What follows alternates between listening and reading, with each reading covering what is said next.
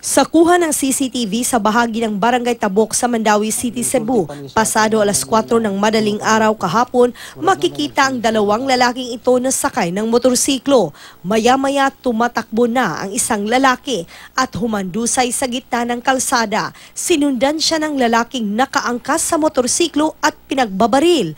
Bumalik ang motorsiklo at agad umangkas ang salarin para tumakas. Pero habang papalayo, pinagbabaril pa rin ng gunman ang lalaki. Dead on the spot ang binaril na lalaki na si Kent William Mendoza Isok, 25 taong gulang. Ning sulti pa ni sa kaubanan niya nga tulo ka buok nga murag na may nagsunod-sunod na to. Therefore, nakasabot siyang under threat na siya. Doon na siya nang punta ta siya sa may lugawan, daghang tao.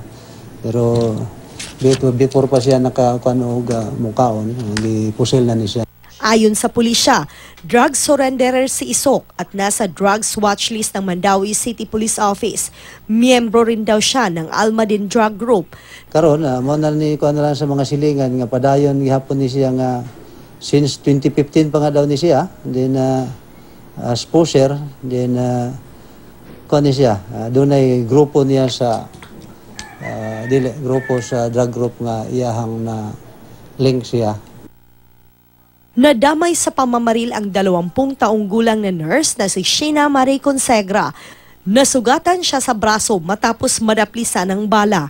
Patuloy na inaalam ng pulisya ang pagkakakilanlan ng mga salarin na hindi kita ang mga mukha sa CCTV footage dahil may suot silang helmet.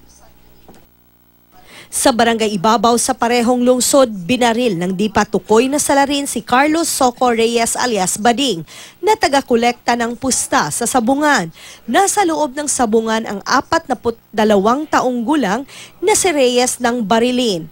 Batay sa investigasyon na ipuslit ng nakasombrerong salarin sa sabungan ang baril matapos niya itong itago sa isang bayong.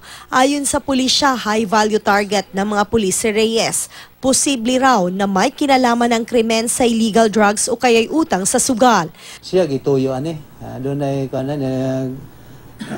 duda mi nga dili lang ni kay sa iyahang nga na-dispalpos diya sa sabungan.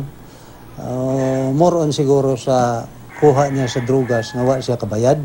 At times gani siya magamit niya mong drugas niyang gikuha or nahalin man gani, napildi sa sabungan. Sabi ni Intoma sa may-ari ng pasabungan, magtalaga sana ng gwardya sa lugar para maiwasang maulit ang ganitong insidente. Chona Carlon, Nagbabalita, Pilipinas.